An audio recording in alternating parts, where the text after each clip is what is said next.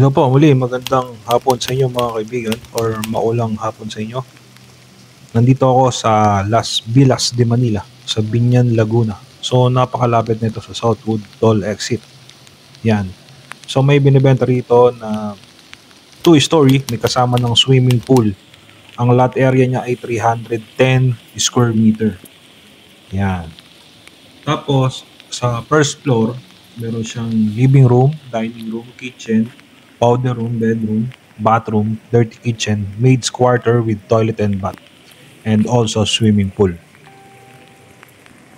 Sa second floor naman, meron siyang 3 bedrooms, 3 toilet and bath, and balcony. So, nandito tayo ngayon sa carport area. Yan. Sa car parking. So, ito po yan. Yan. Tapos sa carport meron siyang gate, no, going sa swimming pool. Yan, papuntang swimming pool po yan eh. Itong daan na to. Yan. So kung interested kayo sa property to guys, no, ipa-flash ko yung aking number, tawagan nyo ako at mag-set tayo ng date kung kailan kayo available. So ang tripping and tour is available po ako ng Mondays to Friday and Sunday, except lang po ng Saturday. Yan. Mondays to Friday and Sunday, except ng Saturday. So yun po. So dito naman po sa left side, meron siyang additional na lot pa, no? May space pa. Tapos ito ay papunta rin sa pinakalanay and going din sa swimming pool area. Yan. Ito yung swimming pool. So hindi na lang nila nilalagyan ng tubig, no? Yan. Kasi totally binebenta talaga tong property to. So nag-markdown siya eh. Kasi dating presyo ay 26M. So sa markdown price nila na 19M gross. Yan. Kasama na yung capital gain tax. So, markdown price siya, no? Dating 26 million, naging 19M gross. Yan. So, para mabenta lang talaga nila. So, kumbaga sa, is rush sale na to. Binibenta ng mayari. Yan. Kasi magpo-for good na siya sa province. Yan. So, dito, meron siyang pinaka dirty kitchen. Yan, ito / laundry area. Itong pinaka space pa dito. Yung mga dumadaan nagbabayad ng mga 2,000 plus isang taon. Libo ang yan. Tapos dito sa right side, may bunga na. yan. Dito may access going sa pinaka parking, no? Parking area. Actually galing tayo diyan kanina, no? Na videoan natin. So may access dito going sa parking area.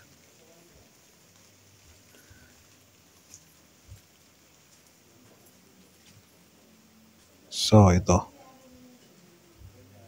mismo.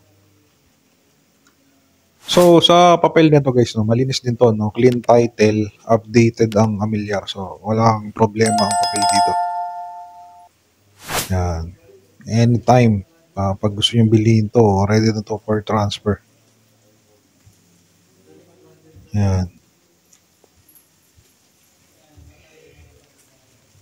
So, may nakita ko dito na water tank eh.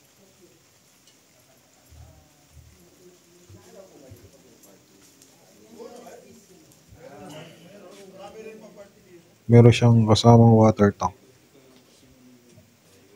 May poso na rin, oh.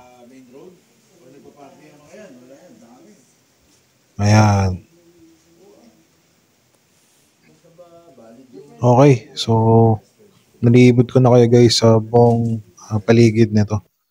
So, check naman natin itong loob. So, nandito tayo ngayon sa ground floor. Yan. Dito sa living area. So, nakausap pa rin si nanay, yung mismo may-ari.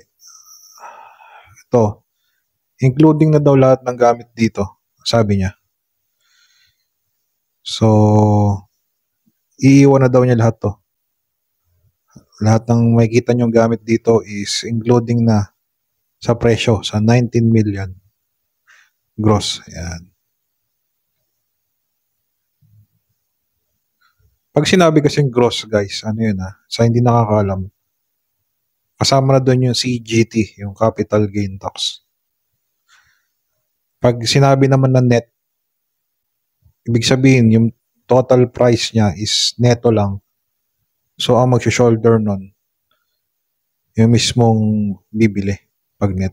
Eto kasi, 19 million gross. Yan, ibig sabihin, including na ang capital gain tax. So, nandito tayo ngayon sa mismong kitchen area. Yan.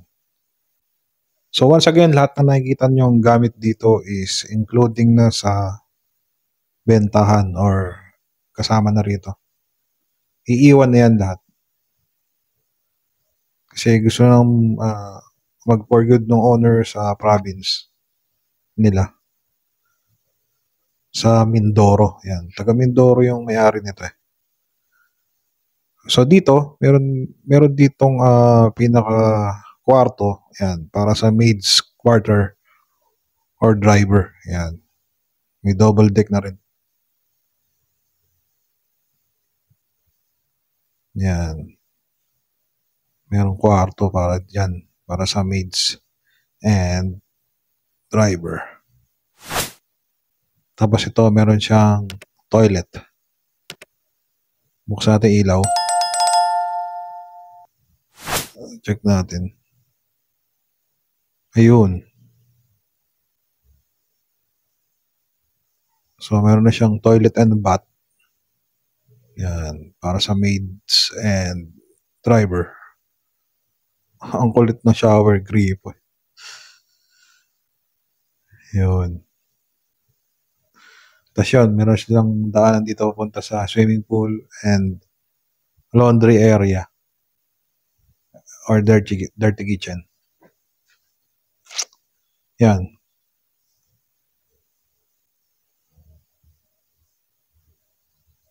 So, binibidyoan ko lang mabuti guys, no? Yung bawat angle. Yan. At least makita ninyo.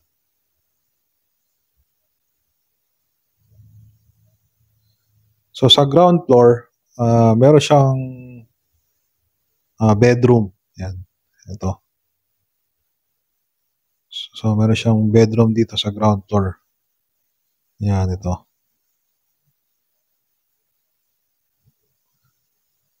Tapos, meron na rin tong split type na aircon. Yan, may kama na rin. Tapos, meron siyang toilet and bath din na sarili. Ito sa ground floor.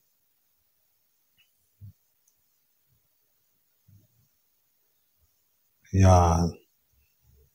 Tapos may window doon, no? Exhaust window. So once again, kung interested kayo dito guys, no, ipa-flash ko ulit ang aking number. Tawagin nyo ako para po sa scheduling ng tour. And kung gusto nyo makausap yung may-ari nito, itong property ito, si nanay kasi binibenta niya na ito sa halagang 19 million gross. Yan. Nag-markdown siya eh. Para mabenta lang. Tsaka yung papel niya guys, walang problema. Malinis to, clean title, updated ang familiar. Yan. So may mga CCTV na rin yan. Ayos. Tapos ito, meron siyang sliding na door, no? Going sa lanay and swimming pool. Yan.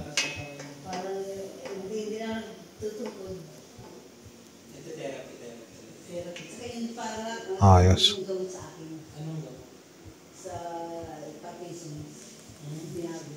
Tapos yung titira pa dun sa Victoria. Yun, pag isang nakatulong. Tapos dito, meron siyang powder room Yun nga, pwede naman gumawa yung dito. plato ng ilang ano.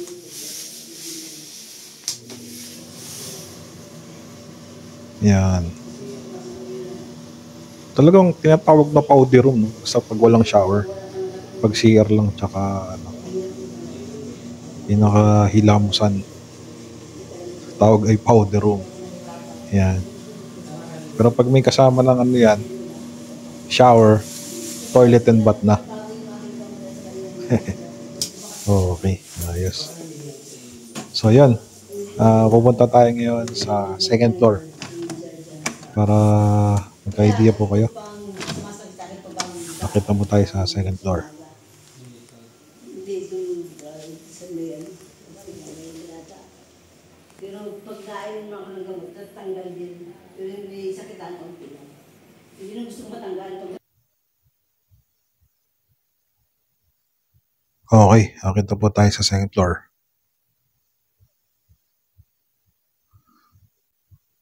Ganda ng ilaw ah.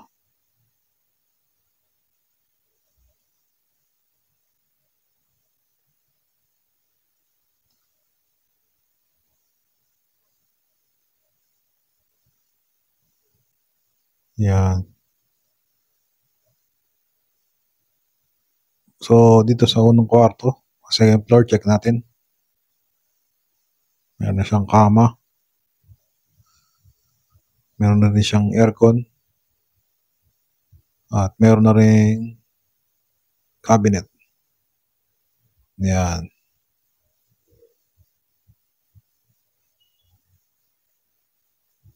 Tapos meron din siyang sariling toilet and bath.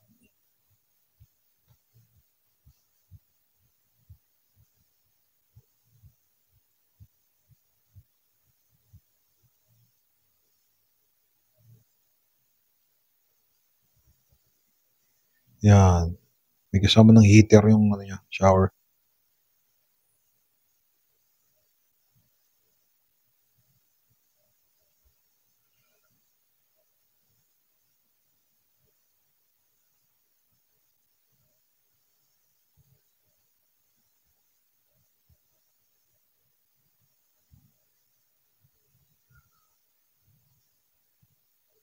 So, dito naman sa pangalawang kwarto.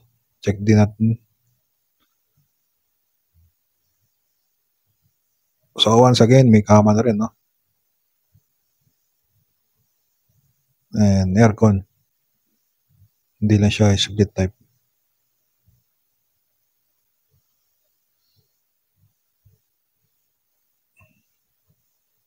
Tapos may sarili din siyang shower or toilet and bath.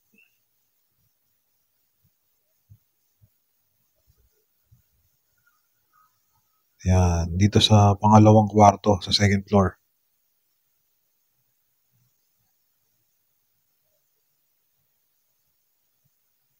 So may nagsabi sa akin yung kasama namin dito na maganda daw po ito pag binili, ipa-Airbnb. Yan, kasi malapit to sa ano eh, Southwood SLEX. Yan. So pag napaayos nyo ito, kasi may kasama siyang swimming pool eh. So ideal talaga to, maganda to for investment. Yan, pwede nyo siyang pa-Airbnb, pwede nyo parentahan.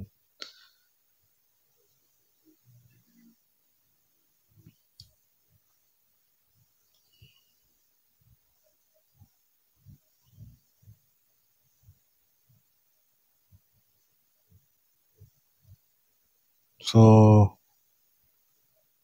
meron siyang cabinet dito. And dito ay ginawang family area. Ito. Ginawang family area to. Actually, pwede niyang gawin pang kwarto to eh. Pero, ginawang family area. Yan. So, yan, meron siyang flat TV, merong split type aircon doon. Yun. Nalaki ng bahay, no? Yung mga kapitbahay dito, lalaki. Yung mga bahay. So talagang prime subdivision to. Yun o. Yayamanin. So, ito na po yung ano, no? Na-tour ko na po kayo rito sa lahat ng bedrooms dito sa second floor. Actually, ginawa itong family area. Itong last na kwarto na nakita natin. So, check natin yung pinaka balcony niya. Malaki yung balcony. Tapos meron dito sa left side na toilet din. No? Toilet and bath. Yan. Tapos meron siyang sariling bathtub, no? So, may bathtub dito eh. Ayan, no?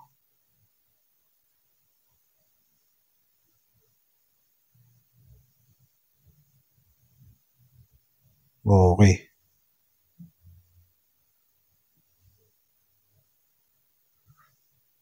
Yan. Yung shower niya, may heater na rin. Tapos may exhaust window doon.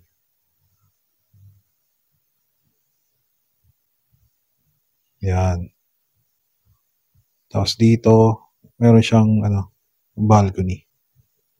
Yan. Malaking balcony rin eh. Tanaw na tanaw mo yung mga kapitbahay.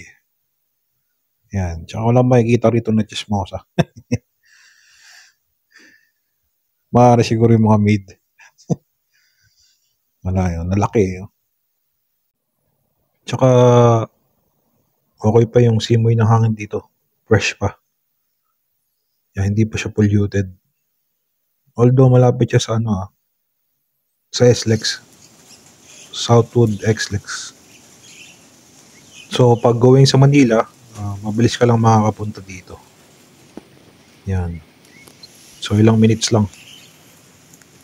Hindi naabutin ng oras, ng hour. Yan, accessible yung lugar na to. So yun, muli, maraming salamat sa inyo guys sa mga tumatangkilik at sumusubaybay sa mga walang sawang sumusubaybay ng aking YouTube channel. So maraming salamat po sa inyo guys. Sa mga hindi pa belong, don't forget lang po to like and subscribe my YouTube channel para ma-update po kayo sa mga upcoming ko pang videos. And also, syempre, masuportahan nyo na rin po ang aking YouTube journey, aking vlog dito sa YouTube. Yan, so sa mga kaibigan natin at mahal sa buhay dyan sa abroad, ang aking pong dalangin, ang inyong kaligtasan. Ayan, ang inyong kaligtasan sa pang-araw-araw na buhay. At syempre, patnubay ng Panginoong Diyos, Banal na Espiritu, to guide you always to the path of righteousness and also peace of mind yan, sa araw-araw nating buhay. And syempre, manalangin lang po tayo lagi sa ating Panginoong Jesus. Muli, take good care always. And God bless to everyone. So, see you po ulit sa aking bagong vlog.